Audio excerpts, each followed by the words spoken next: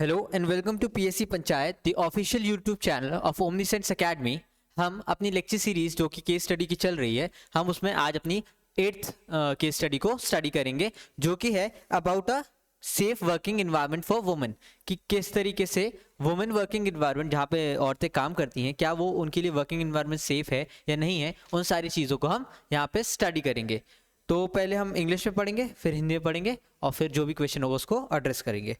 तो यहाँ पे लिखा है an apparel manufacturing company having large number of women employ, ठीक है, लूजिंग, उनकी सेल गिर गई थी, ठीक है। तो उनकी कंपनी ने hired a reputational market executive who increase the volume of sale, उन्होंने उनको बेनिफिट पहुंचाया, उन्होंने इंक्रीज किया volume of sale. But some uncomfort confirmed reports coming in regard of indulgence in sexual harassment at work place. After sometimes the women employ launched a formal complaint to the management against the marketing executive for sexual harassment her, faced her company in the difference in not taking any cognizance of her grievance, she lodged a FIR to police। उन्होंने क्योंकि company कोई decision नहीं ले रही थी तो उन्होंने FIR launch कर दी, ठीक है।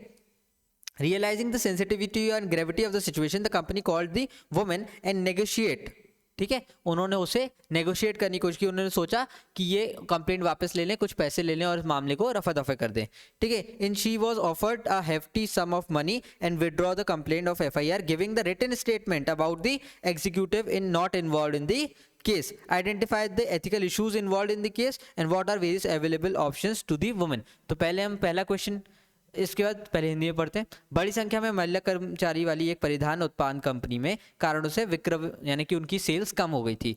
कंपनी की प्रतिष्ठा विपणन अधिकारी को, मतलब वो जो एग्जीक्यूटिव ऑफिसर है, उसको नियुक्त किया गया और उसने वेरियस मेथड लगा के कंपनी की जो ग्रोथ थी वो बढ़ा दी। कुछ समय पश्चात महिलाओं कर्मचारी ने कंपनी के प्रति प्रबंधन की विपणन अधिकारी के विरुद्ध यौन उत्पीड़न की औपचारिक शिकायत दायर की। अपनी शिकायत के प्रति कंपनी की संज्ञान लेने में उदासीनता देखते हुए महिला कर्मी ने पुलिस में प्राथमिक जो FIR होती है वो दर्ज करा दी। परिस्थिति को संवेदनशील गंभीरता समझते हुए कंपनी ने क्या किया कि महिला उसको बुलाया और कंपनी ने महिला कर्मी को एक मोटी रकम देने का आश्वासन दिया। शिकायत की प्राथमिक वापसी ली, मतलब वो जो FIR उसको वापस ले लो, उसमें राइटिंग में दो कि हमारे एग्जीक्यूटिव उसमें नहीं थे। अब इसमें क्वेश्चन क्या है?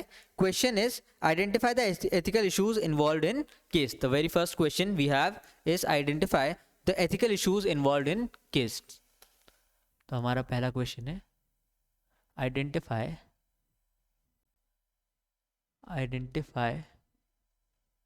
The ethical issues, the ethical issues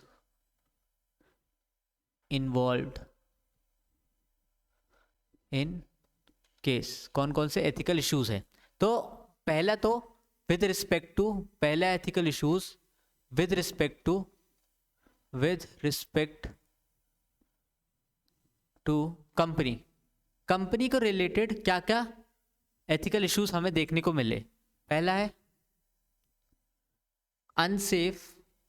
unsafe working environment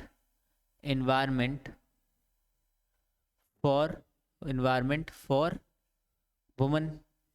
औरतों के लिए अनसेफ वर्किंग एनवायरनमेंट है, ठीक है, अनसेफ वर्किंग एनवायरनमेंट। दूसरा प्रॉब्लम, अच्छा, जो भी हम पॉइंट्स लिखेंगे उसको जस्टिफाई करने के लिए आप अपनी केस स्टडी से एग्जांपल निकाल के डालेंगे कि कैसे एक वुमन के साथ यौन उत्पीड़न हुई, ठीक है। तो इसको जस्टिफाई करने के लिए आप उस लाइन को यहाँ पे मेंशन करेंगे, ठीक है। तो आपने हर पॉइंट को, जो भी मैं पॉइंट लिखाता हूँ, मैं आपको पॉइंट लिखाता जाता हूँ, उसको जस्टिफाई करने के लिए आप सारे ये यूटिलाइज करेंगे केस स्टडी को, ठीक है। केस स्टडी में जो जो लिखा होगा उसको वापस लाके यहाँ पे उसको जस्टिफाई करने के लिए नीचे एग्जाम्पल में लिखेंगे, ठीक है। सेकेंड इज कि एपैथी टुवर्ड्स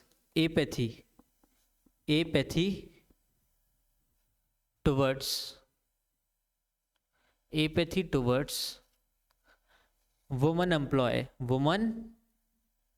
एम्प्लॉयज। कैसे? उन्होंने इतनी सारी कंप्लेंट दी, लेकिन उन्होंने ब्राइब देने की कोशिश की, उनकी सिचुएशन को समझा नहीं। एपैथी, उनकी सिचुएशन, उनकी जो परेशानी थी यौन उत्पीड़ना, ठीक है, उसको एपैथी यानी कि इनडिफरेंट बिहेवियर दिखाया, उसके तरफ कोई काम नहीं किया, तभी तो उसको एफआईआर करनी पड़ी। Third, weak grievance redressal mechanism, weak grievance redressal mechanism। इससे प्रॉब्लम क्या हुई? इससे प्रॉब्लम हुई एम्प्लॉयज अनहर्ड रह जाते हैं, employees remain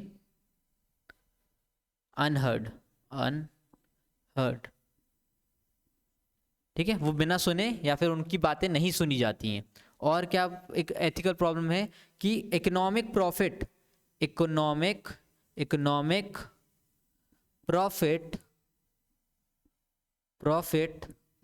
subjugated woman dignity. कैसे? नीचे एग्जाम्पल में लिखेंगे आप अपनी केस स्टडी से निकाल के कि कैसे वो वुमन को, अपने उस एम्प्लॉय को जो उनको प्रॉफिट दिला रहा था, ठीक है, उस एम्प्लॉय को बचाने के लिए, अपने इकोनॉमिक प्रॉफिट गेन को देखने के लिए वुमन की डिग्निटी को सब्जुगेट किया गया, नीचे उसको सप्रेस किया गया, ठीक है। तो उन्होंने इकोनॉमिक प्रॉफिट को ऊपर रखा और वुमन की डिग्निटी को नीचे रखा। और क्या प्रॉब्लम हो रही है? प्रॉब्लम है लॉ ब्रेकिंग ना, उन्होंने वायलेशन ऑफ लॉ, वायलेशन या फिर अनअबाइडेंस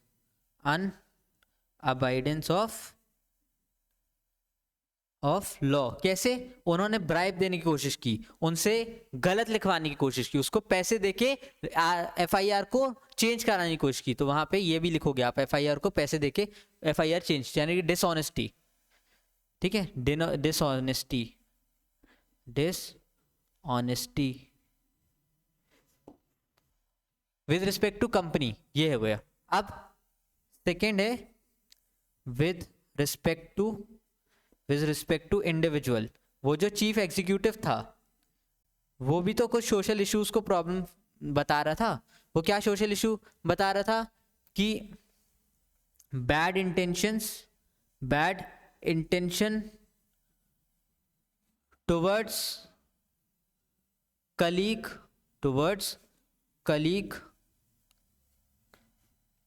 फीमेल कलीग्स, थे ना, फीमेल कलीग्स के तरफ बैड इंटेंशन रखना,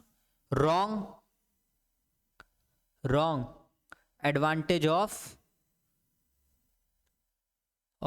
पोजीशन का गलत फायदा उठाना, ठीक है, और एपैथी, नॉन इमोशन, ये सारी चीजें इधर एक इंडिविजुअल के पर्सपेक्टिव ने, उसने एक वुमन या काफ़ी सारी वुमन के साथ गलत किया, जिसमें से एक ने जाके एफआईआर की। वो सिचुएशन क्यों आई? उस कंपनी के कारण आई, कंपनी के वर्किंग कल्चर के कारण आई, कंपनी की सोच के कारण आई। अगर कंपनी अपनी पहली प्रायोरिटी वुमन वर्कर को देती, उसकी डिग्निटी को देती, तो ये सारी प्रॉब्लम नहीं आती, पहली ही कंप्लेंट में उसके खिलाफ कोई एक्शन हो जाता। तो उसकी ये सारी सोशल प्रॉब्लम, फिर एक इंडिविजुअल के कारण ये सब हुआ, उस कंपनी को भी नीचे देखना पड़ रहा है, तो उसकी भी कुछ सोशल इश्यूज हैं उसके साथ। तो with respect to individual, with respect to company. अब हम नेक्स्ट क्वेश्चन देखते हैं कि नेक्स्ट क्वेश्चन क्या पूछ रहा है।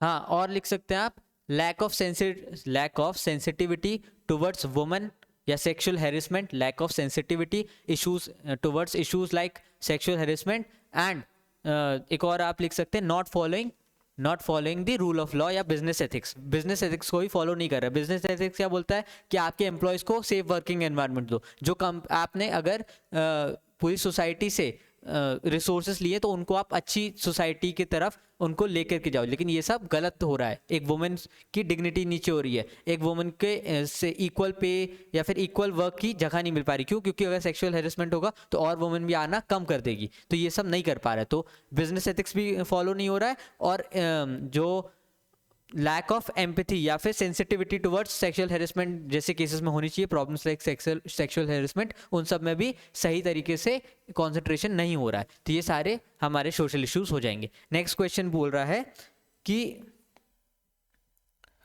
What options are available to the women employ. पहले आप इनको लिखना है, इन सब के एग्जाम्पल या फिर इन सब को जस्टिफिकेशन आप जो केस स्टडी दी हुई है उससे निकाल निकाल के इसके नीचे इस पॉइंट को लिखेंगे, फिर उसके नीचे आप वो जो केस स्टडी में इसका मेंशन हुआ है, ये पॉइंट आपने क्यों लिखा है, उसको एक्सप्लेन करने के लिए केस स्टडी का रेफरेंस देंगे, हर रेफरेंस के साथ इन पॉइंट्स को बढ़ाते जाएंगे और अब फिर नेक्स्ट क्वेश्चन की तरफ चलेंगे। ठीक है, क्वेश्चन सेकंड बोल रहा है कि what options does she have.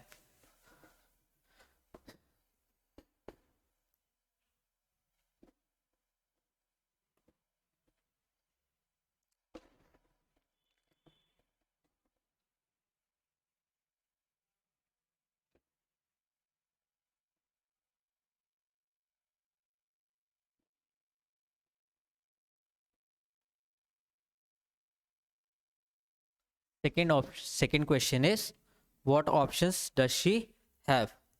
second question हो रहा है options she have, options she have, उनके पास कौन कौन से ऑप्शंस हैं। तो मैं जहां तक समझ पा रहा हूं उनके पास दो ऑप्शंस हैं। आपको अगर लगता है कि नहीं दो से ज्यादा ऑप्शन है तो आप उनको लिख सकते हैं। मैं ये समझ पा रहा हूं कि उनके पास पहला ऑप्शन है to stick to her position, to FIR against him and intolerant behavior against sexual harassment, है ना, sexual harassment के खिलाफ इनटॉलरेंट बिहेवियर रखते हुए उनको अपनी FIR में टिके रहना चाहिए। ये पहला ऑप्शन है। दूसरा ऑप्शन उनके पास क्या है, second option that she accepts demand of company to withdraw her complaint।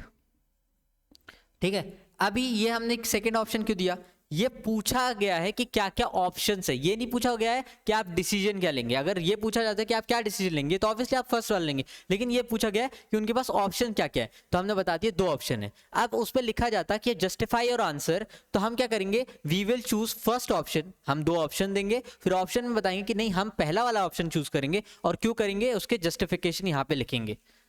ठीक है,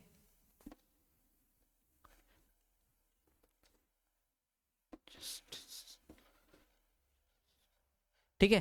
पहला, अगर हम पहला ऑप्शन चूज करते हैं तो क्या करेंगे, path of justice,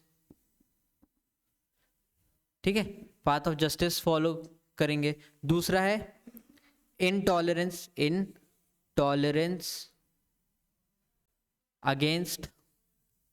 against sexual harassment. अगर हमने ये पाथ फॉलो किया तो हम क्या दिखाएंगे, intolerance towards against sexual harassment. ठीक है, और क्या, उसके बाद अगर हम ये पाथ फॉलो करते हैं तो we will promote other female employees to raise their